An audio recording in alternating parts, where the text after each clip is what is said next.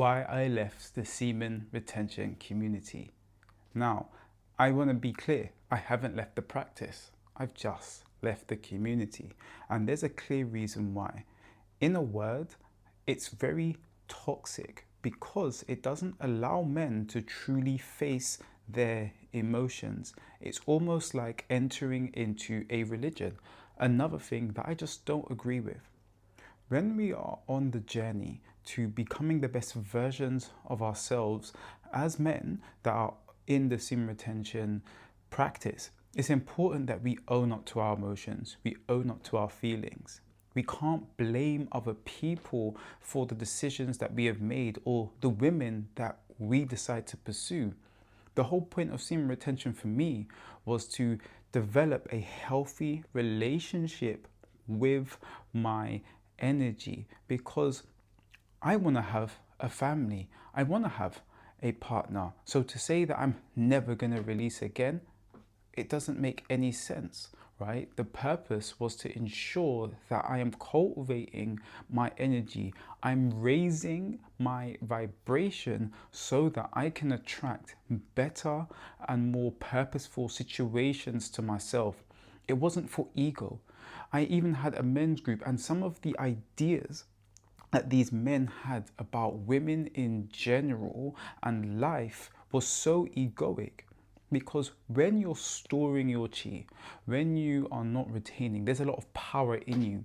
But if you're not purifying your mind, you're not feeding your mind with healthy things, right? Outside of retention, right? We shouldn't only be watching retention videos. We should find an interest, a hobby, a way to, deal with our traumas, a way to get fitter, a way to make money in better ways, a way to connect to the deeper versions of ourselves. All of this is meant to be a part of the practice, but so many people use retention, and especially in the retention community, they use it just to avoid doing the real work, because they're saying, yeah, because I haven't released in 30 days, it makes me a better person.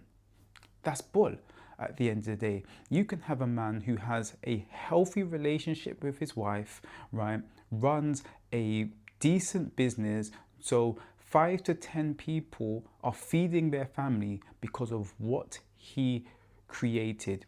His children are happy, his wife is happy, he's got a deep relationship with the God within himself, and he's generally vibrating at a place of, let's say, joy, acceptance, maybe even near enlightenment, and he could be releasing with his wife, right? There's nothing wrong with that, right? This is not a thing where we're meant to be using this practice to look down on other people. This practice is meant to help us become more aware of the triggers that we have, why we have to sleep with people or have to watch porn or whatever it is that you do, right, with that energy, right, is to understand it and then be able to go for what you truly want in life. Not so that you can just say, yeah, I haven't released for 90 days or a year or 2 years, and that makes me better than other people. That is completely missing the mark, in my opinion, because then you are no better than the person who is just sleeping around, right? Thinking that they're better than other men because they get girls. What is the difference? Truly, it's not about the things that you do. It's not about a dogmatic practice where this makes you better, right? Or you get blessings just because you retain, right? Because if your mind is not purified, if you're focusing that energy on things like why you are better than other people, or that all women are this, or all women are that, or the government is this and the government is that, right? And I'm not even saying that some of the things that we focus on are not even true, right? And I will be clear with that. But it's about making sure that you are using the power that you have so that you can go to higher levels. During my practice, especially now, I'm at a stage where I'm an astrologer, I'm a hermeticist, right? I do not believe in religion at all. I believe that we are connected to source God, and it's about going deep within. I'm at this stage where if I look at a chart and I meditate deeply, because of where my vibe is, I'm able to truly tap in levels that I couldn't when I first started the practice. It was just not possible for me because my energy has got higher, meaning I'm able to connect to higher energy. I can talk better. I am more confident. Does that mean I'm perfect? Hell no. Does that mean I've dealt with all of my traumas? No. Does that make me better than anybody? No. The retaining does not. The only thing, in my opinion, that you should look at if you're saying that you're better than other people is based on the quality of your character and the things that you create. And a lot of people in the retention community are so focused purely on this one thing, just like with like certain religions where it's like this one guy, right, has died for all the sins of humanity, so it doesn't matter how you live. That's bull. It doesn't make any sense. Retain, yes. Develop a healthy relationship with your energy, 100%. But then, unless you're trying to be a monk, and if you're trying to be a monk, my content and what I believe in is not for you, because I believe that we should procreate. I believe that we should have children and we should raise untraumatized children that are able to create a better world. That is my belief. And I will stand by that till I die, right? But if you want to be a monk, right, and you're saying I'm going to retain forever, right, I would say that it's not even retention that you're practicing. That's celibacy or abstinence. It's a completely different game. But if you are saying that, yes, I want to have a family, yes, I want to have a relationship with a woman that I find beautiful, but is also pure of mind and heart, right? So that you can create not just physically, not just children, right? But then you can also create, let's say, a business. You can create an emotional safe space, a space where you're able to heal your traumas, right? Where it's witnessed, right? Because that's very hard to find people that will be able to accept you for who you are, where you're able to cry, right? And let those tears out in a safe space. If that's what you're looking for, it's important that you're not letting retention become your personality. It is just a practice. It's a bit like people when they go to the gym and then their entire life becomes the gym, or people that do anything, right, or they join some religion and the religion becomes their entire personality. You're missing the point of life. The point of life is to enjoy it, is to be able to create, is to be able to express ourselves.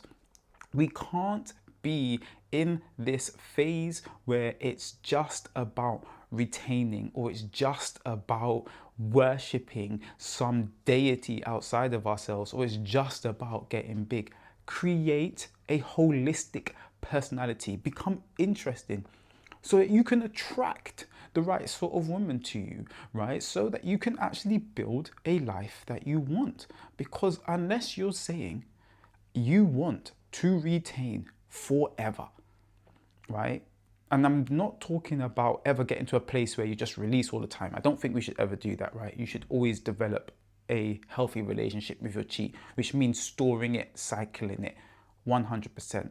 But unless you are saying you just want to retain, that's all you want to do, right? For the rest of your life, you don't want any girlfriends, you don't want any children, right?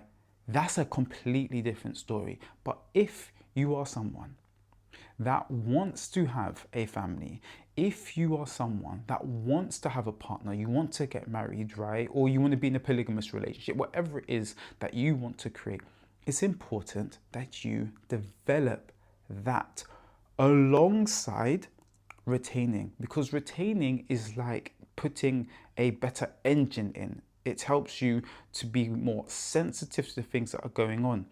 But if you are not then using that to raise your frequency and become a better person retention is useless. So what does that mean? What am I actually saying here?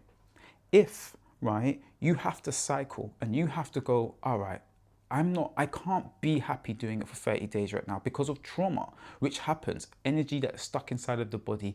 If you do not know how to deal with it, right, there's sometimes that you need to make sure that you're weaning yourself off things, right? Because I'm a trauma-informed coach. You see it all the time, right? If it's just making you angry, right, then find a practice where, or have a good partner, right, where you're able to say, yeah, I need to do 2 weeks, and then boom, me and you can do coitus or whatever, right? Don't ever go to corn, right? That's something that you just remove because it's ridiculous to need to watch other people, right? That doesn't make any sense. But if you need to develop a healthy relationship, right, with your body, that is not a bad thing.